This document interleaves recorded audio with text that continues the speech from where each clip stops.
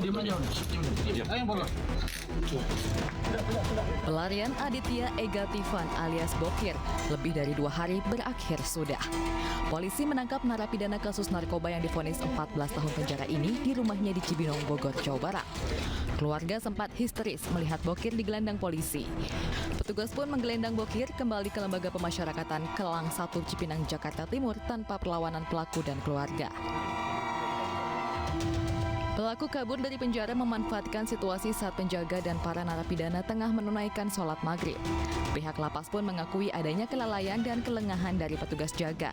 Pelaku terluka di tangan akibat terkena kawat berduri saat melarikan diri. Motif yang melatar belakangi yang bersangkutan melarikan diri itu atas pengakuan yang bersangkutan itu seketika pada saat akan melaksanakan sholat maghrib berjamaah. Namun kita masih terus melakukan pendalaman motivasi apa yang melatar belakangi dia. Kini Bokir ditempatkan di blok sel tahanan khusus dengan penjagaan ekstra. Selain itu, petugas juga menjatuhkan sanksi tidak akan memberikan remisi. Polisi menangkap dan menetapkan seorang ayah yang membantai istri dan anaknya di Depok menjadi tersangka. Sementara tetangga mengungkapkan pelaku sempat menangis dan meminta maaf usai kejadian.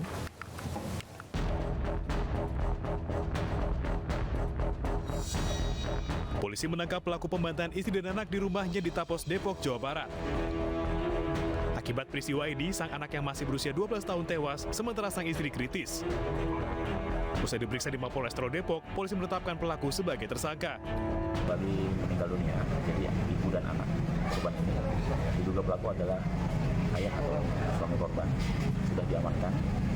Awalnya diamankan di Polres Cimanis, kemudian kita bawa ke Polres untuk kita gali lebih lanjut karena sampai sekarang dari pelaku belum memberikan keterangan terkait motif apa terjadinya pembunuhan saksi. Sementara itu saat kejadian, tetangga pelaku Eka Heri mendengar suara teriakan dan langsung menuju rumah pelaku. Ia melihat pelaku sedang menenteng sebilah parang sambil menggendong putra bungsunya. Pelaku pun keluar rumah sambil menangis, kemudian memeluk dan meminta maaf kepada para tetangga. Minta maaf ke yang ada di luar sini semua. Saya diminta maafin, terus tetangga juga diminta maafin. Ngomongnya gimana tuh Mas? Jadi belum saya minta maaf kalau ada salah, saya bilang gitu. Saya udah tenang, dia bilang gitu. Gitu doang sih. Mungkin dia udah puas kali ya. Habis siapa? Anaknya sama istrinya sih. Saat ini istri pelaku masih menjalani perawatan intensif di rumah sakit terdekat. Sementara jasad anak perempuannya dibawa ke rumah sakit Polri Kramat Jati untuk diotopsi.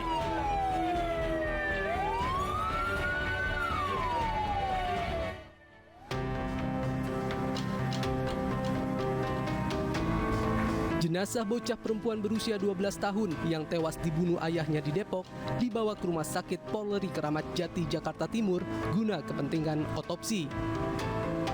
Korban tewas dengan mengalami sejumlah luka senjata tajam. Aksi pembunuhan tragis ini terjadi di kediamannya di kawasan perumahan Jati Jajar, Depok, Jawa Barat. Sedangkan istri pelaku atau ibu dari bocah itu juga dianiaya pelaku sehingga kini dalam kondisi kritis dan tengah mendapatkan perawatan intensif di Rumah Sakit Sentra Medika Depok. Kapolres Metro Depok Kombes Pol Imran Edwin Siregar mendatangi rumah sakit tempat korban dirawat untuk mengecek kondisi korban pasca terjadinya peristiwa sadis tersebut. Meski telah mendapatkan perawatan secara intensif, korban masih tak sadarkan diri.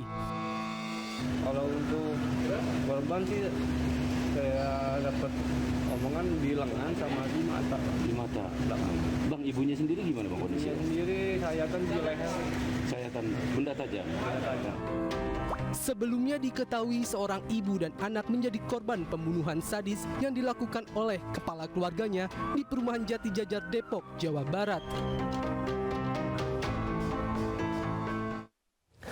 Rohima ART yang disekap serta dianiaya majikannya di Kabupaten Bandung Barat, Jawa Barat ternyata tidak menerima gaji sesuai perjanjian. Kini korban didampingi kuasa hukum untuk menuntut keadilan.